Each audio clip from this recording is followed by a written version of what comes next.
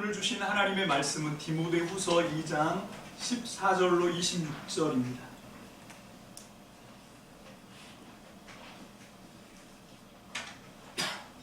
제가 여러 번역본을 여러분들에게 드린 건 여러분들이 집에 가셔서 이 디모데후서를 읽고 또 공부를 하실 때 서로 비교하시라고 했는데, 제가 현대인도 또 새번역도 현대어 성경도 다 이걸 각색을 했습니다.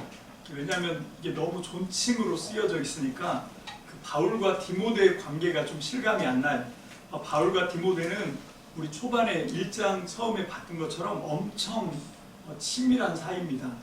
정말 그냥 자기가 낳은 아들보다 더 귀하게 생각하고 자기 육신의 아버지보다 더 존경하고 그런 관계였기 때문에 제가 볼 때 이 존칭은 좀 어색해서 다 존칭만 바꾼 거다라고 하는 걸 우리가 좀 다시 한번 광고 말씀드리고요. 오늘 현대인의 성경으로 말씀을 함께 받들어 읽습니다. 다 함께 읽습니다. 교독하실까요? 우리 한 절씩 교독하면서 하나님 말씀을 받들어 읽겠습니다. 제가 먼저 읽고 합독으로 우리 하나님 말씀 받들어 읽을 때 오늘도 살아계신 성령께서 이 말씀을 통하여 주의 음성으로 들려올 줄 믿습니다. 너는 이 위대한 사실을 성도들에게 일깨워 주어라. 그리고 무가치한 일로 말다툼하지 말라고 하나님 앞에서 엄하게 명령하여라. 이것은 유익이 하나도 없고 오히려 듣는 사람을 망하게 한다. 너는 진리의 말씀을 올바르게 가르쳐 부끄러울 것이 없는 일꾼으로서 하나님에게 인정받는 사람이 되도록 최선을 다하거라. 너는 하나님을 모독하는 헛된 말을 피하거라. 이런 것을 일삼는 사람들은 점점 하나님에게서 멀어져 간다. 그들의 말은 암처럼 퍼져나갈 것이다. 후메네오와 빌레도가 바로 그런 사람들이다. 그들은 진리를 떠났다. 부활이 이미 지나갔다고 말하여 어떤 사람들의 믿음을 무너뜨리고 있다. 그러나 하나님의 터전은 굳게 서 있고 그 위에는 이런 말이 기록되어 있다. 주께서 자기에게 속한 사람을 아신다.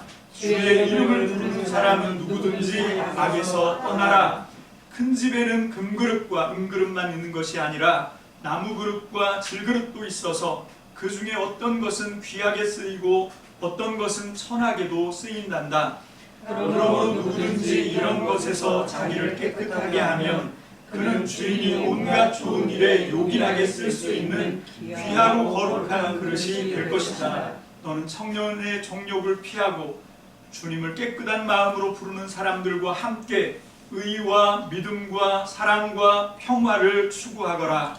어리석고 무식한 변론을 피해야 한다. 너도 알겠지만 이런 것에서 다툼이 일어난다. 주님의 종은 다투지 말아야 한다. 오히려 모든 사람에게 친절히 대하고 잘 가르치고 참고 반대하는 사람들의 잘못을 부드럽게 지적해 주어야 한다. 그러면 하나님께서도 그들에게 회개할 마음을 주셔서 진리를 깨닫게 해 주실 것이다. 다 같이요.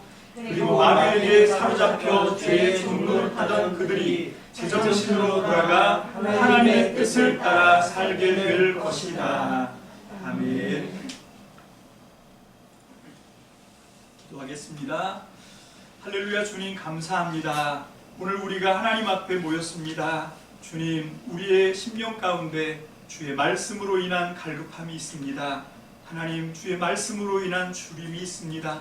오늘 시간 시원케 하시고 만족케 하시고 풍성케 하실 생명의 말씀으로 역사하여 주옵소서. 말씀을 전하는 자나 받는 자 모두가 오직 주님으로부터 생명의 말씀을 받게 도와 주옵소서. 아버지, 말씀을 전하는 이 부족한 종을 오늘 이곳에 세워주셨사오니 오직 성령께서 붙들어 주시고 하나님께 받은 말씀만, 오직 그 말씀만 증거하기에 최선을 다할 수 있도록 우리 주님 역사에 주옵소서.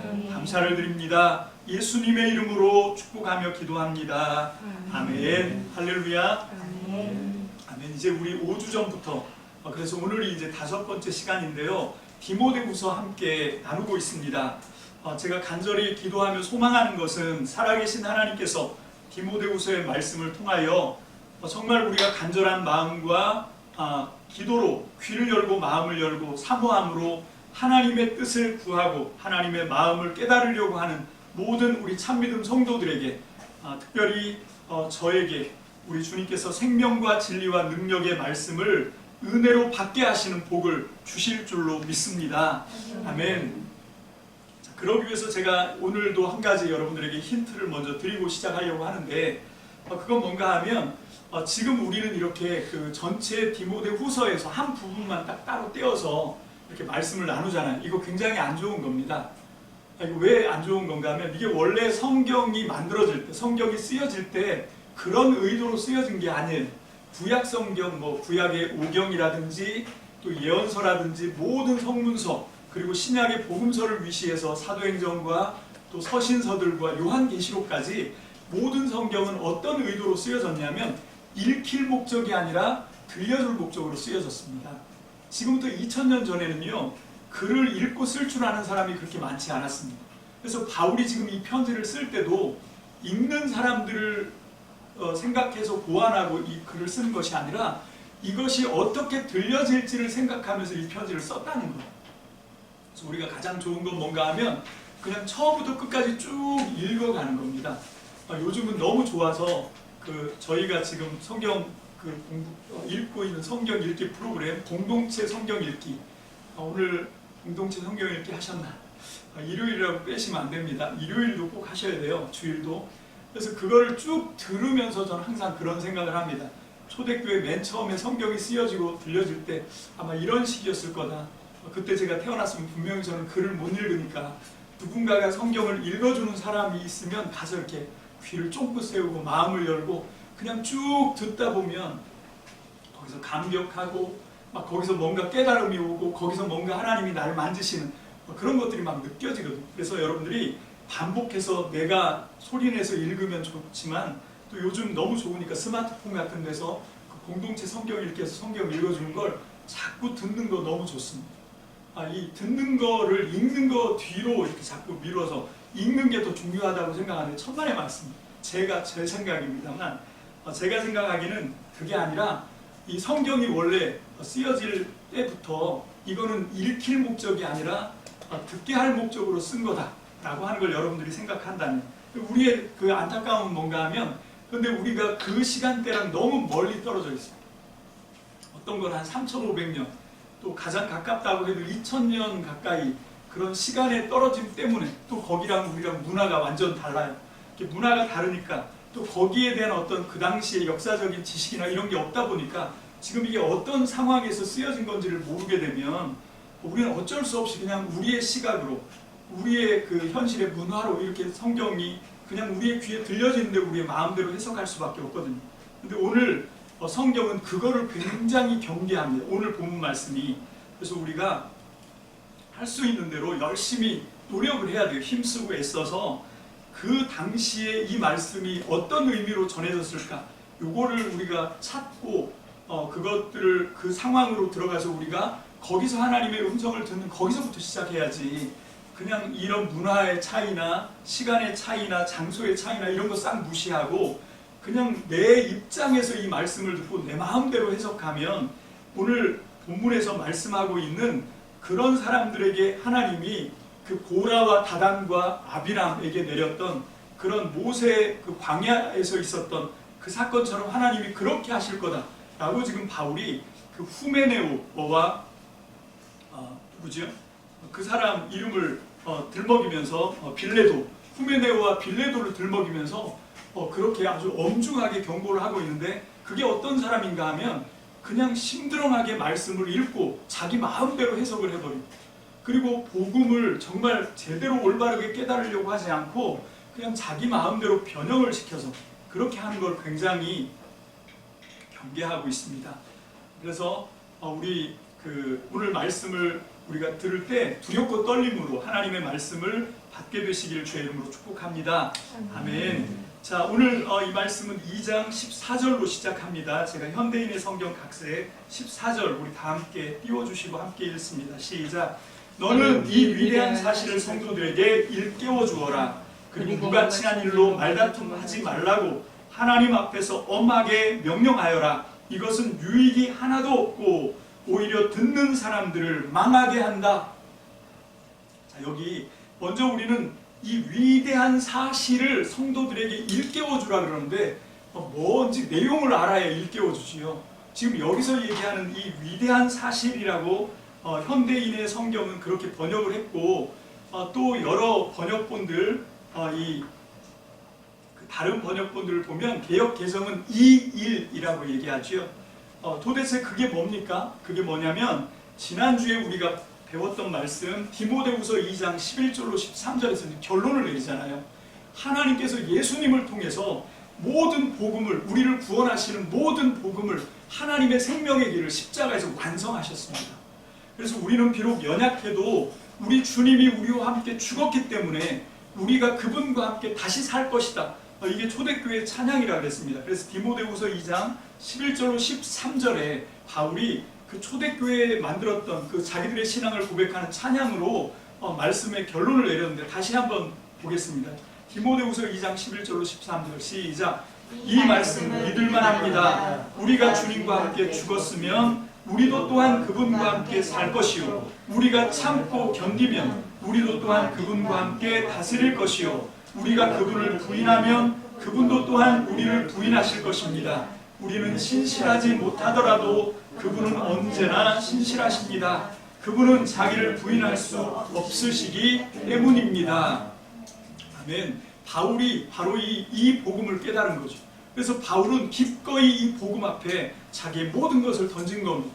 지금 로마 감옥에서 사형 날짜를 받아놓고 네로에 의해서 사형을 받으면서도 바울이 전혀 기죽지 않고 전혀 두려워하지 않고 이렇게 당당하게 담대하게 사명을 디모데에게 물려주면서 이 디모데후서라고 하는 말씀을 선포할 수 있었던 이유가 뭔가 하면, 나는 비록 죽을지 모르지만 우리 주님이 나와 함께 계시다. 그 하나님께서 우리 주님을 통해서 십자가에서 모든 구원을 다 완성해내셨다. 할렐루야. 아멘. 우리는 바로 그 주님을 믿고 있는 거예요. 그러니까 우리는 세상에서 좀 이런 얘기하면 좀 상처받으실지 모르지만 정말입니다. 우리는 이 세상에서 비록 죽을 수 있다 하더라도, 죽는다 하더라도 그게 전혀 우리를 어떻게 할 수 없어요. 그래서 바울이 로마서에서 그렇게 담대하게 외치는 거죠. 어떤 것도 기근이나 적신이나 칼이나 어떤 위협도 우리를 그리스도 안에서 끊을 수 없다. 그리스도의 사랑에서 우리를 막을 수 없다. 이렇게 선포하고 있는 거예요. 여러분, 여러분들 그 믿음을 갖고 계십니까? 여러분, 이게 중요한 거예요. 앞으로 이제 더 어떻게 하면 만들어진 그런 게 아니라 그 믿음은 이미 우리에게 주어졌고 거기서부터 시작하는 겁니다. 우리는 그걸 깨달아가는 거죠. 믿습니까? 아멘. 그게 하나님의 사랑이에요. 그래서 디모데후서 2장 11절로 13절에 그 초대교회 찬양을 소개하면서 우리는 어떻게 되더라도 우리 주님이 결국은 우리를 건져내시고 우리를 구원하시고 우리를 승리하게 할 것이다. 이 복음이 선포된 거죠. 그래서 바울이 디모데에게 요청하는 건 뭔가 하면 이 위대한 사실을 성도들에게 깨우쳐라 라고 하는 거예요. 일깨워라. 성도들에게 가르쳐 주어라 라고 하는 거예요. 여러분, 그런데 이 디모데후서 2장 14절로 26절의 말씀은 항상 이거는 하고 이거는 하지 마라 라고 하는 긍정과 부정이 왔다 갔다 하거든요. 근데 거기에서 바울은 디모데에게 예를 들어줍니다. 그 예가 누군가 하면 아까 얘기한 후메네온과 빌레도라고 하는 사람, 이 사람들도 지난주에 말씀드린 것처럼 이 사람들도 처음부터 이렇게 잘못된 건 아니고 처음에는 함께 하나님의 복음으로 시작을 했는데 무슨 이유인지 모르지만 정확하게 알지 못하겠죠. 하지만 어쨌건 중간에 지금 변질이 된 거죠. 근데 그 변질된 이유가 뭔가 이제 우리가 뒤에 말씀을 통해서 알 수 있게 되는 거죠. 자, 그러면서 디모데후서 2장 14절에서 이 위대한 사실을 성도들에게 일깨워주고 뭘 하지 말라고 엄하게 명령하라고 하냐면 무가치한 일로 말다툼을 하지 말라고 하나님 앞에서 명하라는 거예요. 이것은 유익이 하나도 없고 오히려 듣는 사람의 영혼을 망하게 한다는 겁니다. 믿음을 망하게 한다는 거예요. 파선을 시킨다는 겁니다. 그래서 우리가 그게 뭔지 그 뒤에 나오는 말씀들을 우리가 함께 보는데, 먼저 논쟁, 말다툼, 이거를 금하는 게 디모데전서에도 또 나오고 있죠. 6장 4절입니다. 디모데후서 6장 4절 시작. 그는 이미 교만해져서 아무것도 알지 못하면서 논쟁과 말다툼을 일삼는 병이 든 사람이다. 그런 데서 시기와 분쟁과 비방과 악한 의심이 생긴다. 여러분, 이 뒤에 나오는 청년의 정욕이 그냥 우리가 상상하는 것처럼 어떤 그런 색욕만을 얘기하는 게 아니에요. 여러분, 여기서 얘기하는 청년의 정욕이 이 디모데전서 6장 14절에서 얘기하는 것처럼 자기가 아직 아무것도 알지 못하는데 다 아는 것처럼, 여러분, 자기를 높이기 위해서, 자기를 드러내고 자랑하기 위해서, 자기를 남보다 더 그럴듯하게 포장하기 위해서, 그래서 일어나는 게 뭔가 하면 논쟁이라고 하는 거죠. 내가 너보다 더 똑똑해, 그런 거예요. 여러분, 누군가가 여러분들에게 말다툼, 논쟁을 걸어오면 인정해 주세요. 아, 당신이 정말 똑똑합니다. 그리고 얼른 거기에서 피하는 게 상책입니다. 여러분, 하나님의 진리는 그 논쟁, 어떤 이성을 통해서 더 기가 막히고 어떤 논리, 완벽한 어떤 그 이성적인 지혜, 이런 걸로 어떻게 되는 것이 아니고, 결론으로 나오겠지만 결국은 하나님께서 우리에게 보여주신 그 놀라우신 사랑, 그 놀라우신 환대, 그 놀라우신 것을 통해서 하나님의 생명은 전달되는 거지. 여러분, 절대로 기가 막힌 논리나 똑똑함, 여러분, 그거는요 오히려 사람들한테 반감을 삽니다. 그래, 너 잘났어, 너만 똑똑하구나. 그리고 사람들한테 오히려 멸시를 받을 수밖에 없어요. 여러분, 그럴 때 우리가 돌아봐야 되는 건 뭔가, 혹시 우리가 이런 쪽으로 하나님의 진리를 알려고 하지 않았나? 그거는 다 청년의 정욕이다. 또 이제 한 번 더 말씀을 드리겠지만, 그래서 여기서 논쟁과 말다툼이 생긴다는 거예요. 그래서 우리는 그렇게 하면 안 됩니다. 자, 그리고 이제 그거에 대해서 조금 더 한 발 더 들어가죠. 디모데후서 2장 15절로 18절, 이번엔 세 번역을 봅니다. 시작. 너는 진리의 말씀을 올바르게 가르치는 부끄러울 것이 없는 일꾼으로서 하나님께 인정을 받는 사람이 되기를 힘쓰거라. 속된 잡담을 피하라. 그것이 사람을 더욱더 경건하지 아니함에 빠지게 한다. 그들의 말은 암처럼 퍼져나갈 것이다. 그들 가운데는 후메네오와 빌레도가 있다. 그들은 진리에서 멀리 떠나버렸고 부활은 이미 지나갔다고 말하면서 사람들의 믿음을 뒤엎었다. 자, 이게 앞에 14절에 나오는 말씀을 좀 푸는 거다라고 저는 생각을 하는 게, 너는 진리의 말씀을 올바르게 가르치는 부끄러운 것이 없는 일꾼으로 하나님께 인정받는 사람이 되기를 힘써야 된다는 거예요. 아, 이만하면 돼서 그런 거 없습니다. 여러분, 저는 이 말씀을 준비하면서 굉장히 어제도 그렇고 오늘도 그렇고 정말 최선을 다해서 했지만 아직도 너무 많이 부족하다, 그런 생각을 갖고 있습니다. 여러분, 제가 평생을 모든 시간을 다 기울여서 하나님의 말씀을 공부하고 하는 그 모든 목적이 뭔가 하면 정말 올바르게 하나님의 말씀을 배우기 위해서 그렇습니다. 여러분, 내가 올바로 하나님의 말씀을 깨우쳐야 또 사람들한테 올바른 진리를 가르칠 수 있기 때문에 그래요. 그래서 저는 이것이 목사에게만 주어진 임무라고 생각하지 않아요. 적어도 우리 참미등교회 성도들, 우리 공동체에 들어오신 여러분들은 여러분들이 목사입니다. 여러분들이 말씀을 가르쳐야 돼요. 여러분들의 자녀에게, 여러분들이 제자 훈련하는 사람들에게 만나면 뭔 얘기 하실 거예요? 속된 잡담 이런 거 하지 말라잖아요. 거기서 모든 것, 악한 것들이 나온다고 하니까 여러분들은 오직 하나님의 말씀으로 훈계하는 거죠. 하나님의 말씀으로 함께 진리를 찾아가는 겁니다. 이게 하나님이 우리 모든 성도에게 주신 거지 저에게만 특별히 주신 사명은 아니거든요. 그래서 저는 이 임을 여러분과 함께 나누려고 합니다. 우리가 종교개혁이 이제 500년이 지났는데 아직도 여전히 주의 일을, 하나님의 말씀 가르치는 걸 목사들만 독점하고 있다면 이건 종교개혁이 아닌 거죠. 그리고 원래 그것 때문에 500년 전에 마틴 루터, 칼뱅, 츠빙글리 이런 분들이 목숨 걸고 종교개혁한 거거든요. 그런데 이게 반만 됐어요. 성경책은 전달해 줬는데 성도들이 이 성경책을 읽으면서도 나 같은 게 무슨 하나님의 말씀을 읽고 깨달을 수 있겠어? 아니요, 여러분들이 깨달을 수 있습니다. 여기는 저보다 훨씬 더 잘 깨달으실 수 있어요. 그러니까 여러분들이 이 말씀을 잘 올바로 깨우쳐서 깨우친 만큼만 대신 겸손하게 여러분들을 주변에 있는 사람들에게 가르치세요. 완벽하게 100% 다 만족한 다음에 가르치겠다. 그럼 죽을 때까지 해도 안 됩니다. 그냥 여전히 아직도 부족하지만 하고 깨우친 것만 겸손하게 함께 나누면 돼요. 그렇게 하면 정말 거기서 하나님의 공동체가 세워질 줄로 믿습니다. 아멘. 그래서 바울은 한편으로는 긍정적으로 이렇게 말씀을 올바르게 배우고 올바르게 가르치는 일에 정말 부끄러울 것이 없는, 하나님께 인정을 받는, 야, 이거 진짜 두려운 말이죠. 하나님께서 인정하셔야 돼요. 여러분 스스로가 인정하는 게 아니라 나를 좋아하는 내 팬이 인정하는 것이 아니라 하나님이 불꽃 같은 눈동자로 정말 모든 것을 다 꿰뚫어 보시는 하나님이 그래 너 참 수고하는구나 하고 인정할 수 있는 그런 말씀의 종들이 다 되시기를 주의 이름으로 축복합니다. 아멘. 그런 긍정적인 경계, 디모데를 경계하고 있습니다. 그런데 또 한편으로는 절대 본받지 마라 라고 하는 게 뭔가 하면 여기 우리 아까 읽었던 후메네오나 빌레도예요. 여러분 이 사람들은 어떤 일을 했는지는 모릅니다. 그런데 여기에 뭐라고 얘기하고 있냐면 부활은 이미 지나갔다라고 말을 해서 사람들의 믿음을 뒤엎었다는 거예요. 여러분 이게 왜 이런 일이 생겼냐면 하나님의 말씀, 이 당시에는 구약이 하나님의 말씀입니다. 오경과 그 예언서와 또 시가서 이런 것들을 통해서 자기 마음대로 하나님의 말씀을 해석한 거죠.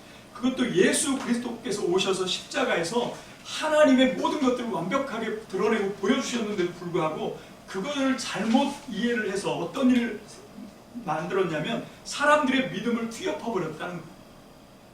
그런데 그게 그 바울 시대에만 있었냐? 아닙니다. 지금 이 시대에도 있었어요.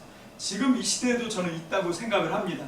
그래서 지금 이 시대에도 여전히 하나님의 말씀을 제가 볼 때는 정말 그냥 변죽만 수박 겉핥기로 그냥 그렇게 대충 하고 사람들이 듣기 좋은 말을 하는 거예요. 사람들이 들었을 때 솔깃한 말, 제가 요즘 최근에 찾아낸 건 뭔가 11조 안 해도 돼 뭐 이런 말 얼마나 사람들이 홀깃합니까? 사람들이 다 돈에 홀딱 빠져 있는데 또 그렇지 않습니다.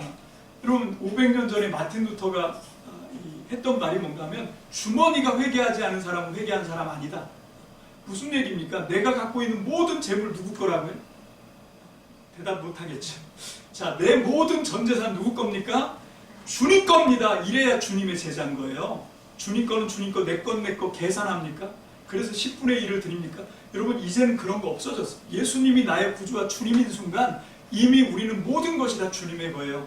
여러분 이 인식이 바뀌지 않는 한 이거는 우리가 정말 하나님을 알고 주님을 내가 믿는다 이거 아닌 거죠. 그래서 우리는 정말 하나님의 말씀 진리를 깨달을 때 최선을 다해서 애쓰고 힘쓰시는 저와 여러분들 되시기를 주님의 이름으로 축복합니다. 디모데후서 2장 19절 봅니다. 세 번역입니다. 시작. 그러나 하나님의 견고한 터는 섰으니 인침이 있어 일렀으되 주께서 자기 백성을 아신다 하며 또 주의 이름을 부르는 자마다 불의에서 떠날지어다 하였느니라. 아멘. 민수기 16장 5절 시작. 고라와 고라가 데리고 있는 모든 사람에게 이렇게 말하였다. 내일 아침에 주님께서는 누가 하나님께 속한 사람이며 누가 거룩하며 누가 그에게 가까이 나아갈 수 있는지를 알려주실 것이요 주님께서는 친히 택하신 그 사람만을 주님께 가까이 나오게 하실 것이요.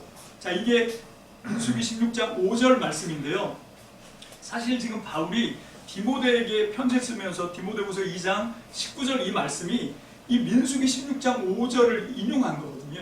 근데 읽어보면 아무리 그런 생각을 하고도 읽어봐도 이게 서로 매치가 안 되는데 이게 왜 그런가 하면 바울이 사용하던 구약 성경 그 당시에는 70인경이어서 그렇습니다.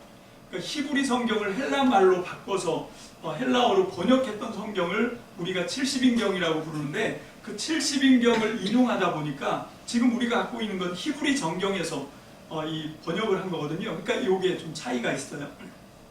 그래서 이런 차이가 있지만 어쨌건 민수기 16장 5절을 인용했습니다. 그 민수기 16장의 사건은 우리가 잘 아는 것처럼 고라와 다단과 아비람이 하나님의 지도력인 하나님이 모세와 또 아론을 통해서 이스라엘 백성을 40년 광야로 인도하는데 그거에 반기를 들은 거죠. 야 너희만 주의 종이냐? 우리도 할 수 있다. 그래서 그 민족 이 이스라엘 백성의 대표들 250명이 자기들도 주도권을 갖겠다. 모세와 아론의 이제 그런 통해서 하는 하나님의 인도를 따르지 않겠다라고 이제 반기를 들은 거죠. 그래서 이제 누가 진짜 하나님이 쓰시는 주의 종이냐 이걸 판가름하기 위해서 이 향로를 다 가지고 와라. 그래서 250명 이스라엘 백성들의 대표가 250개의 향로를 갖고 나왔고 또 이제 아론과 모세도 그렇게 나와 있었죠. 자, 그렇게 했는데 이제 하나님께서 임재하셔서 그 하나님의 불로 이제 사람들이 타 죽는 그런 일이 벌어집니다. 자, 그 사건이 민수기 16장 41절부터 49절까지요. 우리 다 함께 받들어 읽습니다. 시작. 이스라엘 자손의 온 중이 모세와 아론에게 항거하면서 말하였다. 당신들이 주님의 백성을 죽였소. 죄송합니다. 이건 아니고요. 이건 그 뒤에 일어난 사건이네요. 앞에 거는 제가 이 원고에는 올려놨는데 다른 데는 올려놓지 않았습니다. 제가 대충 말씀을 드리면 그런 거예요. 그래서 그 250명의 대표들이 불살라 죽임을 당합니다. 그렇게 해서 누가 진짜 하나님이 광야 생활 속에서 쓰시는 사람인지를 이 민수기 16장이 잘 드러냈어요. 자, 이 사건이 있었는데도 불구하고 이 고라와 다단과 아비람을 추종했던 이 이스라엘 백성들이 이 모세와 아론에게 그 이튿날, 그 다음 날에도 이제 나와서 이 항의를 합니다. 왜 주님의 백성을 죽였냐? 그 250명 대표들을 얘기하는 거지요. 그렇게 그 대표들뿐만 아니라 다단과 아비람과 이 그 고라가 이제 땅이 입을 벌려서 그들을 삼켜요. 그들의 가족들을 다 삼켜버리는 그런 사건이 일어났는데도 하나님을 두려워하지 않는 거예요. 야, 이게 진짜 어떻게 이럴 수 있어? 근데 그럴 수 있어요. 진짜 우리가 교만에 빠지면 그럴 수 있어요. 자, 민수기 16장 41절로 49절 다시 읽습니다. 시작. 이튿날 이스라엘 자손의 온 회중이 모세와 아론에게 항거하면서 말하였다. 당신들이 주님의 백성을 죽였소. 온 회중이 모세와 아론을 규탄할 때 모세와 아론이 회막 쪽을 바라보니 회막에 갑자기 구름이 덮이고 주님의 영광이 거기에 나타났다. 모세와 아론이 회막 앞으로 가니 주님께서 모세에게 말씀하셨다. 너희 두 사람은 이 회중에게서 떠나라. 그들을 내가 순식간에 없애버리겠다. 이 말을 듣고 두 사람이 땅에 엎드렸다. 모세가 아론에게 말하였다. 형님께서는 향로에 제단 불을 담고 그 위에 향을 피워 빨리 회중에게로 가서 그들을 위하여 속죄의 예식을 베푸십시오. 주님께서 진노하셔서 재앙이 시작되었습니다. 아론이 모세의 말을 듣고 향로를 가지고 회중에게로 달려갔다. 백성 사이에는 이미 연병이 번지고 있었다. 아론이 백성에게 속죄의 예식을 베풀었다. 아론이 살아있는 사람과 죽은 사람 사이에 서니 재앙이 그쳤다. 이 연병으로 죽은 사람이 14,700명이나 이것이 고라의 일로 죽은 사람 수는 뺀 것이다. 자, 이제 고란과 다단과 아비람은 이미 그 일로 죽었고 250명 이스라엘 대표들도 불이 나와서 죽었어요. 그리고 났는데도 정신을 못 차리고 이스라엘 백성들이 이스라엘 자손들이 모세와 아론에게 항거하면서 왜 주님의 백성을 죽였냐? 그러고 이제 대드는 거죠. 이렇게 하다가 이제 연병이 돌았는데 모세가 그 눈치를 채고 아론 형에게 빨리 향로에 제단불을 담아서 향을 피우고 이 백성들에게 하나님의 재앙이 내려졌으니까 빨리 속죄하는 예식을 하십시오. 해서 아론이 그렇게 향로에다가 제단불을 담고 향을 피워서 백성들에게 달려가면서 속죄 예식을 했는데 산자와 죽은 자 사이에 서니까 연병이 그쳤어요. 그런데 이미 14,700명이나 되는 14,700명이나 되는 많은 사람들이 죽게 되었다 라고 성경이 말하고 있어요. 지금 이 고라와 다단과 아비람 사건 그리고 연병으로 죽었던 이 사건과 바울은 뭐를 연결시키고 있냐면 하나님의 말씀을 제대로 깨우쳐서 성도들에게 일깨워주고 바른 복음으로 바른 말씀으로 그렇게 살아갈 수 있도록 하지 않는 일을 지금 이 사건과 빗대고 있습니다. 이게 하나님 앞에 엄청 죽을 짓이라는 거죠. 여러분 우리가 그런 각성을 좀 해야 되는데 저부터도 과연 이걸 우리가 얼마만큼 깨닫고 있느냐 하는 거예요. 얼마만큼 깨닫고 있느냐. 이걸 깨달은 사람은요 하나님의 말씀을 손에서 놓지 않습니다. 여러분들이 아무리 세상 일에 바쁘고 다 그런 거 이해하지만 그런 거 하지 말라고 얘기하는 거 아니에요. 그런 걸 하시면서도 우리가 하나님의 진리의 말씀을 깨닫기 위해서 할 수 있는 최선의 노력을 다해 주시기를 주의 이름으로 축복합니다. 아멘. 그게 저와 여러분들이 사는 길이지요. 자, 그리고 나서 이제 디모데후서 2장 20절 21절 다 같이 읽습니다. 시작.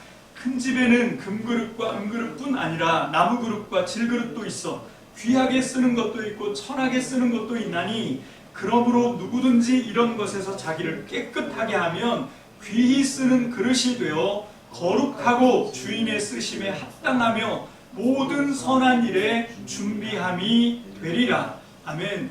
여러분 많은 제가 이제 설교를 하신 분들의 설교를 이 본문으로 하신 걸 이렇게 들어보고 하면 이 큰 집을 전부 교회로 해석을 해서 말씀하시더라고요. 근데 저는 이게 만약에 교회면 바울의 편지에도 교회 얘기 많이 하거든요. 교회에서 감독은 집사는 뭘 해야 되고 다 얘기합니다. 그리고 이제 디모데에게 사명을 위임하는데 이게 정말 교회면 저는 교회라고 썼다고 생각해요. 여러분 이건 교회가 아니고 궁전입니다. 궁전. 근데 바울이 이 궁궐, 임금이 사는 궁전이죠. 그 궁궐에는 궁궐이니까 얼마나 진귀한 그런 금그릇, 은글이 있겠냐는 거죠. 그렇게 얘기하면서 이 큰 집, 궁궐이라고 안 하고 큰 집이라고 한 거는 저는 또 다른 어떤 뉘앙스를 숨기고 있다, 바울이. 바울이 진짜 얘기하고 싶은 건 뭔가 그 큰 집이 상징하고 있는 건 하나님의 나라다. 하나님의 나라 그 큰 집 얘기를 한 거라고 저는 그렇게 생각을 합니다. 그래서 바울은 굉장히 의미심장하게 큰 집이라고 하는 표현을 쓰고 있어요.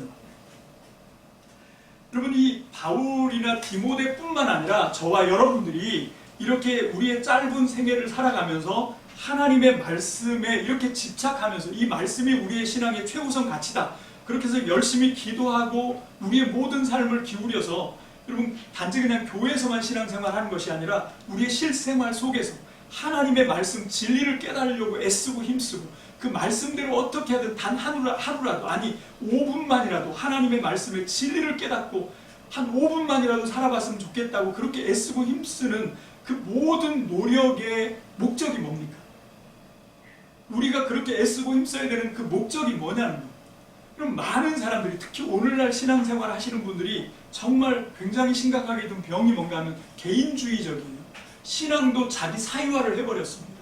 그래서 이렇게 애쓰고 힘쓰는 이유가 뭔가 하면 현세에서는 복을 받고 죽은 다음에는 천국 가고 다 그냥 자기 사유화를 해버렸어요. 과연 그 목적으로 바울이 디모데를 그렇게 엄하게 이렇게 편지를 썼겠습니까? 부끄러워하지 마라. 복음을 부끄러워하지 말고 복음을 위해서 나와 함께 복음을 위하여 고난을 받자. 그렇게 요청을 하는 목적이 뭔가요? 왜 우리가 이렇게 하나님의 진리의 말씀을 깨닫고 올바르게 깨닫고 올바르게 가르쳐야 되는 우리가 해야 되는 그 궁극적인 목적이 뭐냐는 거예요. 그건 뭔가 하면 하나님 나라를 위해서 그렇습니다. 여러분 이 하나님 나라는 죽어서 가는 천국 내세 하나님 나라가 아니라 여러분 성경에서는 하나님 나라의 현재성을 강조하고 있어요. 지금 여기서부터 일어나는 하나님의 나라, 근데 그 나라는 어떻게 이루어지는가? 바로 이 말씀 속에 이 진리를 깨닫고 이 말씀대로 자기의 삶을 들여서 이 말씀의 정신으로 살아갈 때 하나님의 나라는 현재성으로 이곳에서 여기서부터 이루어질 줄로 믿습니다. 우리는 그걸 위해서 지금 이걸 하는 거예요. 말씀을 공부하고 그래서 우리 속에 있는 우리의 본성이나 아니면 우리의 죄성이나 또 우리 자신을 위한 이기적인 마음이나 이런 것들을 하나님의 나라를 위한 그 신앙의 공공성 이걸 위해서 자꾸 이걸 변혁시켜 나갈 때 하나님은 나의 삶을 통해 여러분들의 삶을 통해 우리 공동체의 삶을 통해 하나님의 나라를 맛보게 할 줄로 믿습니다. 아멘. 그 얘기를 하는 거예요.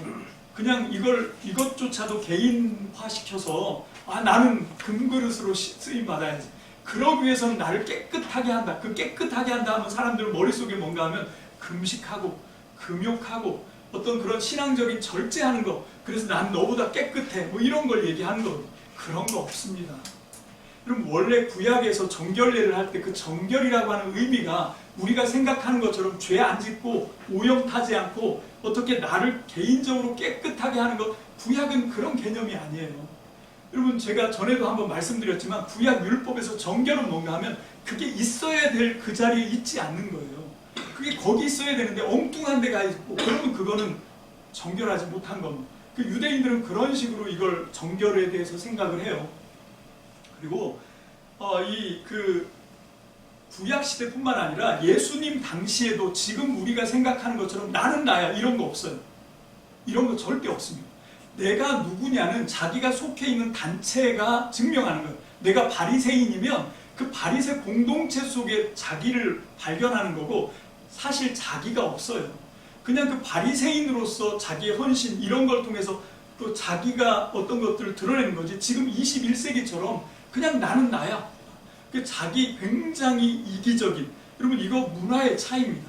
여러분 지금 우리가 이 성경 말씀을 읽을 때 요거를 좀 탈피를 해야 될 필요가 있어요. 그리고 또 한 가지는 뭔가 하면 이걸 자꾸 그 성경을 사유화해서 내 쪽으로 이렇게 생각을 해서 성경 말씀을 읽고 어떻게 하면 현세에서 복을 받고 죽은 다음에 내세 천국 거기 들어갈 수 있나 이런 각도로 성경을 읽으니까 이게 정말 우리가 봐야 되는 하나님의 진리의 말씀을 제대로 깨닫지 못하는 거예요.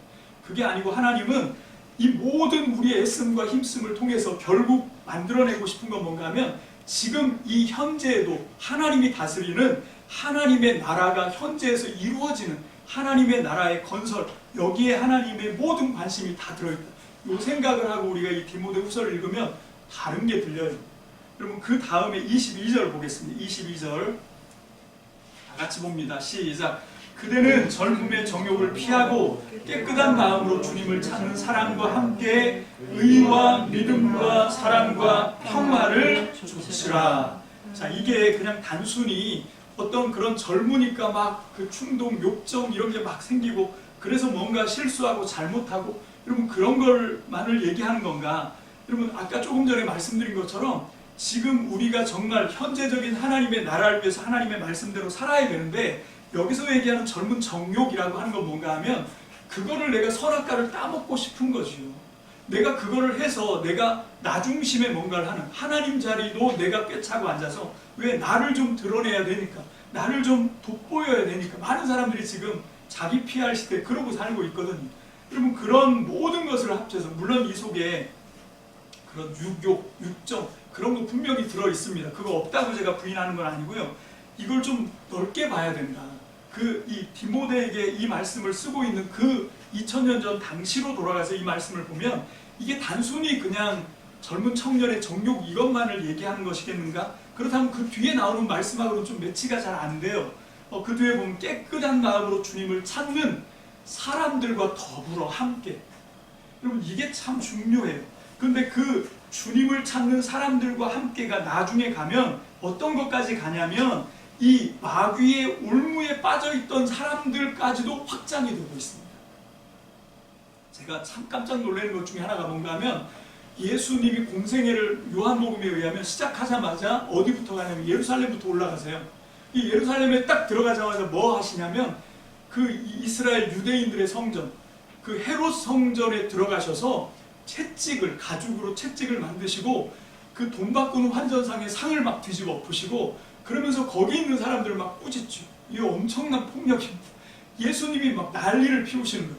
그러면서 예수님이 제사장들이 도대체 너 왜 그러냐 하고 이제 시비를 걸 때 예수님이 그들에게 했던 말이 뭔가 하면 너희가 지금 이 하나님의 집을 강도의 소굴로 만들었다. 그러면서 예수님이 이 성전, 하나님의 성전에 대해서 뭐라고 말씀하시냐면 내 아버지 집은 만민을 위하여 기도하는 집이다 이렇게 말씀하시거든요. 여러분 지금 우리는 21세기 이 말씀을 들으면 그래 맞아 당연하지 이렇게 생각합니다. 근데 2000년 전에 예수님이 이 말을 했을 때 어떻게 보면 이것 때문에 죽었어요. 유대인들은 아무도 그렇게 생각하지 않습니다. 성전은 누구를 위해서 존재하는 거죠? 만민입니까? 유대인입니까? 유대인이에요. 이건 유대인의 성전입니다. 그래서 이방인들은 못 들어오게 이방인의 뜰 너는 여기까지만 와 이렇게 얘기하는데 예수님은 오셔서 말씀하시기를 만민을 위하여 기도하는 집이다. 이게 확장이 되는 거죠. 여러분 그것뿐만입니까? 예수님은 뭐 이 창기들하고도 어울리고 같이 먹고 또 그 당시에 대표적인 죄인인 세리들도 아낌없이 품어주시고 사랑하고 심지어는 유대인들에게만 아니라 나중에는 이방인들에게까지도 주님이 구원의 은혜를 베푸시고 사랑을 베푸시고 하는 걸 보거든요. 그럼 무슨 얘기인가 하면 하나님이 오셔서 이 하나님의 복음, 하나님의 말씀으로 사람들이 이렇게 이 제한을 시켜놓은 것들이 있어요. 이거는 누구만 위한 거고 그 밖에 있는 사람들은 오히려 공격하고 그 말씀으로 하나님의 말씀으로 하나님의 믿음으로 그들을 차별하고 그들을 혐오하고 그들을 미워하는 그런 걸로 쓰고 있었는데 2000년 전이고 근데 예수님을 오셔서 그것들을 하나같이 다 깨뜨리십니다. 그러면서 하나님의 나라는 이렇게 제한된 것이 아니다. 오히려 하나님의 나라는 예수님이 우리 죄인들을 받아들여 준 것처럼 우리도 똑같이 그게 은혜거든요. 정말 죽을 수밖에 없는 죄인을 하나님이 받아주시고 아들로 사랑해주시고 품어주시고 회복시켜주는 이게 은혜라면, 내가 그 은혜를 체험했다고 하면 그게 은혜면 우리도 나가서 똑같은 일을 해야 되거든요. 하나님의 복음으로 나와 너를 차별하고 경계선을 긋고 너는 틀렸어 이렇게 정죄하고, 거기서 지금 여기 말다툼이 나오는 거거든요. 그래서 어리석고 무식한 변론을 버려라 23절에 얘기해서 다툼이 난다. 주의 종은 다투지 않고 모든 사람에 대하여, 거기에는 후메네오도 있습니다. 빌레도도 있습니다. 지금 이제 바울은 떠나지만 후메네오와 빌레도가 잘못한 것에 대해서 한편으로 경각심을 갖고 경계를 분명히 합니다. 그렇게 하는 것 사람들을 망하게 하는 거니까 그거는 이 고라와 다단과 아비람처럼 그렇게 모든 사람들의 믿음을 파손시키는 거고 하나님 앞에 죽을 짓이다 라고 하는 걸 분명히 하지만, 또 한편으로 뭐라 그러냐면 모든 사람들을 온유하게 잘 가르쳐서 하나님 앞에 회개의 기회를 주는 것, 그게 우리가 해야 되는 일이다 라고 또 얘기해요. 이 구분을 잘 하셔야 돼요. 여러분, 내가 후메네오와 빌레도를 따라가는 건 철저하게 경계해야 합니다. 그런데 지금 그렇게 하고 있는 사람들을, 그러니까 너네는 틀렸어 하면 거기서 싸움이 나요. 틀렸다고 하면 그 사람들 기분 나빠하거든요. 그래서 그게 아니라 그 사람들이 틀렸는데도 불구하고 우리가 뭘 해야 되냐면, 예수님이 우리를 환대해 주신 것처럼, 예수님이 우리를 품어주신 것처럼 우리도 똑같이 어떻게 해야 되냐면 의와 믿음과 사랑과 평화를 쫓아서 그 사람들을 품어줘요. 그 사람들을 용납해줘야 됩니다. 그게 용서거든요. 그래서 성경에는 용서라고 하는 굉장히 중요한 테마를 우리에게 말씀하고 있습니다. 이 용서의 목적이 뭔가 하면 나를 위해서 하는 게 아니에요. 이 용서를 통해서 그렇게 경계선을 긋고 차별을 하고 혐오를 하고 미워했던 사람들과 화해하기 위해서, 하나님의 평화를 완성시키기 위해서. 그게 없으면 현재 하나님의 나라는 우리는 꿈도 꾸지 말아야 돼요. 왜 현재성 하나님의 나라가 이 땅에서 맥을 못 추는지 아십니까? 우리가 경계선을 그어놓기 때문에 그래요. 그렇게 차별을 해놓기 때문에. 그래서 그 경계선 밖에 있는 사람들은 정죄하고 미워하고 혐오하기 때문에 하나님의 나라가 맥을 못 추는 거예요. 여러분, 하나님의 나라는 그 모든 경계를 다 허물어뜨립니다. 정말 그 쓰나미가 완전히 다 쓸고 가는 것처럼 그 하나님의 어마어마한 사랑과 위대한 용서는 모든 인간이 만들어놓은 모든 죄의 군상들을 다 쓸어버립니다. 그리고 그 모든 죄인들, 이 사람은 도저히 안 된다고 생각했던 그 사람, 그게 누굽니까? 바로 나예요. 나까지도 하나님이 살려주시고 구원해 주셨습니다. 그게 은혜예요. 여러분, 그렇다면 우리도 그 하나님의 사랑을 가지고 우리 짧은 머리로 150 저는 150 안 돼요. 100도 안 되는 IQ로 짧은 머리로 우리가 하나님은 이럴 것이다, 우리가 마음대로 재단하고, 그게 여기 후메네오와 빌레도가 했던 짓이에요. 그러면 안 돼요. 그게 아니라 이 바울과 디모데처럼 정말 내가 하나님을 아는 것은 정말 깃털만큼도 모르는 거예요. 그런데 온 우주 가운데 깃털만큼도 알지 못하는 그 지식을 가지고 내가 마치 다 아는 사람인 것처럼 다른 사람은 틀렸다고 경계를 긋고 차별을 하고, 절대로 안 돼요. 그러면 오늘날 기독교가 세상 사람들한테 잘못 비춰지고 있는 모습 중에 그게 있어요. 나는 의인이고 나는 옳고 너는 죄인이고 너는 틀렸고. 여러분, 이런 자세로 나가니까 지금 기독교가 지금 이 대한민국에서 정말 엄청나게 박해를 당하고 있습니다.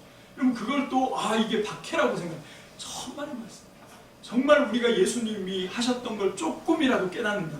여러분, 예수님은 그 당시에 종교 지도자들이 죄인이라고 낙인 찍어놨던 사람들만 찾아다니면서 그들과 친구하고 그들과 어울리고 그들을 향한 하나님의 사랑을 선포합니다. 이게 하나님을 똑바로 아는 사람들인 우리가 해야 되는 일.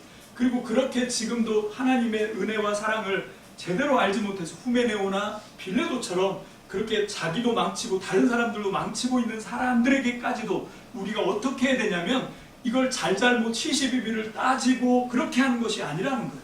그게 그 뒤에 나오는 겁니다. 23절로 26절까지 우리 다 같이 한 목소리로 받들어 읽습니다. 시작. 어리석고 무식한 변론을 버려라. 이에서 다툼이 나는 줄 알미라. 주의 종은 마땅히 다투지 아니하고 모든 사람에 대하여 온유하며 가르치기를 잘하며 참으며 거역하는 자를 온유함으로 훈계할지니, 혹 하나님이 그들에게 회개함을 주사 진리를 알게 하실까 하며 그들로 깨어 마귀의 올무에서 벗어나 하나님께 사로잡힌 바 되어 그 뜻을 따르게 하실까 함이라. 아멘. 지금 한국 교회를 대표해서 큰일 하신다는 그 큰 종들이 지금 큰일을 치고 계십니다. 제가 볼 때는. 그런데 여러분 그분들에게조차도 우리는 어떻게 해야 되냐면 온유함으로 대해야 된다는 거예요. 여러분 우리가 참고 기다리고 그분들을 그냥 그렇게 했으니까 하고 그거 갖고 자꾸 지적질하고 하면 거기서 다툼이 나요. 우리도 똑같은 사람이 되는 거예요. 여러분 우리는 어떻게 해야 되냐면 예수님이 본을 보여주신 것처럼 그냥 그들에 의해서 죽이면 죽임을 당하잖아요. 그렇게 그 예수님 같은 삶을 통해서 우리가 이 시대 이 땅 가운데서 하나님을 다시 회복시켜 온전히 보여줄 수 있는 저와 여러분들 되시기를 주님의 이름으로 축복합니다. 그럴 때 거기서 우리를 통하여 하나님이 알지 못하는 사람들에게 하나님이 능력으로 드러날 줄로 믿습니다. 아멘. 그때 이 땅에 하나님의 나라에 대한 소망으로 꿈틀대는 그런 정말 기대에 가득한 그런 희망의 시대가 도래할 것을 믿습니다. 그때를 위해서 우리 참믿음 성도 여러분 지금 힘들고 어렵겠지만 조금만 더 견디시고 우리부터 하나님 앞에 말씀으로 더 애쓰시고 힘쓰시고 그래서 우리가 진리를 머릿속에만 담아둔 자가 아니라 하나님의 큰 사랑과 용서를 가지고 하나님을 온전히 드러내는 저와 여러분들 되시기를 주님의 이름으로 축복합니다. 그게 우리가 복음을 위해서 도모해야 되는 일이에요. 복음을 위해서 무엇을 도모해야 되는지 오늘 말씀을 들으면서 여러분들이 좀 정리하시기 바랍니다. 오늘 시간 나는 도대체 어떤 일을 해야 되는지 조용히 하나님의 말씀을 정리하면서 하나님 내가 이제 복음을 위해서 무엇을 도모해야 하고 내가 어떤 부분에서 변화가 일어나야 하고 내가 어떤 것들을 더 힘쓰고 있어서 보완해야 하는지 하나님 특별히 다른 사람과의 관계에서 하나님 내가 어떤 자세를 취해야 합니까? 어떤 태도를 가져야 합니까? 오늘 시간 주신 말씀을 통해서 우리가 하나님의 음성을 듣는 시간을 갖습니다. 마무리 기도하겠습니다. 할렐루야 주님 감사합니다. 오늘 이 시간 우리에게 주신 말씀 통해서 우리가 지금 이 시대에 우리가 살아가는데 여기서 복음을 위해서 무엇을 도모해야 하는지 깨우쳐 주시니 감사합니다. 듣게 하여 주시니 감사합니다. 하나님 이제까지 우리가 잘못 알고 잘못 행했던 것 오늘 시간 다시 한번 두렵고 떨림으로 주님 앞에 회개합니다. 하나님 이제 돌이키게 하옵소서. 그래서 예수님께서 십자가를 통하여 보여주신 그 생명의 산 길을 하나님 우리도 그렇게 뚜벅뚜벅 세상 사람들이 알아주던 알아주지 않던 인정받던 인정받지 못하던 하나님 우리가 주님과 함께 그 길을 가는 하나님 주님의 백성들로 살아내게 하여 주시옵소서. 오늘 디모데후서 2장 14절로 26절의 말씀이 다시 한번 우리의 영혼 가운데 오롯이 새겨지는 시간 되게 하여 주시니 감사합니다. 성령으로 충만케 하시고 주신 말씀 위에 하나님 불을 붙여 주시옵소서. 아멘. 감사를 드립니다. 예수님의 이름으로 축복하며 기도합니다. 아멘.